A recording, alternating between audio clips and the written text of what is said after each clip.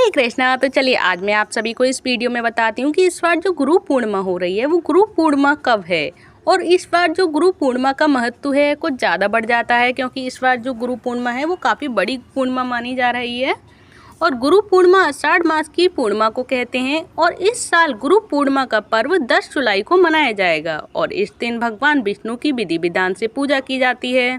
और वो पूजा किस प्रकार की जाएगी वो भी मैं आप सभी को बाद में बताऊंगी। तो गुरु पूर्णिमा के दिन अपने अपने घरों में सत्यनारायण भगवान की कथा करवाने का जो विशेष महत्व माना जाता है। और इस दिन महर्षि वेद व्यास का जन्म भी हुआ था, इसीलिए गुरु पूर्णिमा मनाई जाती है।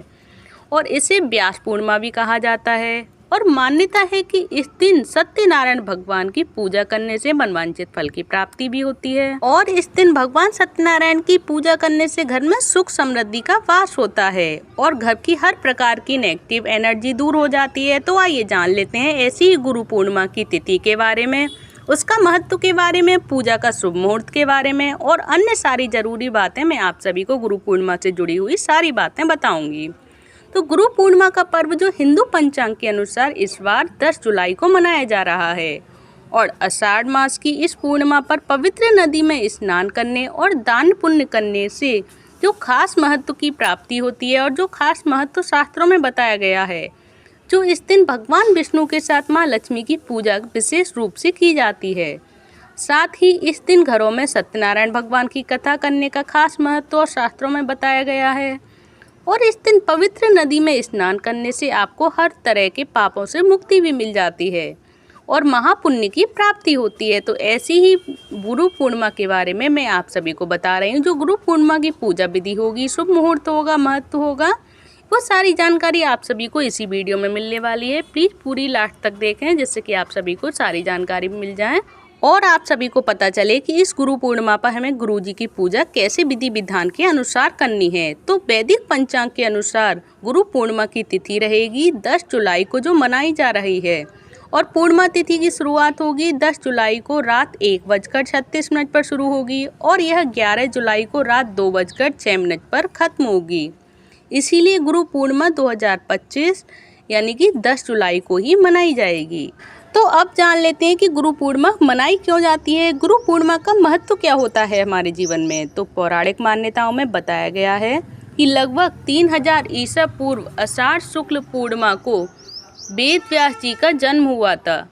इसीलिए हर साल इस दिन को गुरु पूर्णिमा के रूप में मनाया जाता है।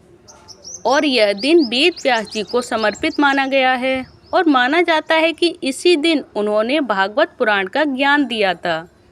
गुरु पूर्णिमा को व्यास पूर्णिमा भी कहते हैं। साथ ही पूर्णिमा का दिन होने की वजह से इस दिन विष्णु भगवान और माँ लक्ष्मी की पूजा की जाती है और इस दिन गुरुओं का सम्मान किया जाता है और साथ ही उन्हें गुरु दक्षिणा भी दी जाती है।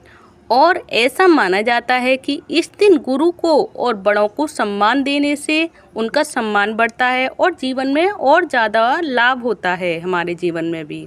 और जीवन में मार्गदर्शन के लिए उनका आभार हमें व्यक्त करना चाहिए गुरु पूर्णिमा के रूप में।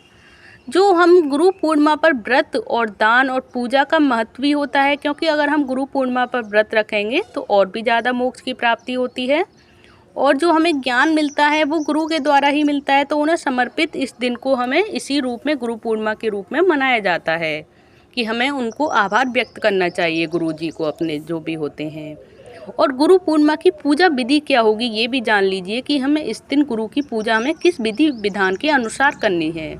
तो गुरु पूर्णिमा पर अगर आप पंडित जी को बुलाकर सत्यनारायण भगवान की कथा करवाने में आप अगर असमर्थ हैं तो चिंता ना करें। अगर आप नहीं करवा पा रहे हैं सत्यनारायण भगवान की कथा तो आप भगवान विष्णु की पूजा स्वयं करके भी शुभ फल पा सकते हैं। और अगर आप भगवान विष्णु की अपने घर पे कथा कराना चाह रहे हैं पंडित जी से तो वो सबसे ज़्यादा बेस्ट है।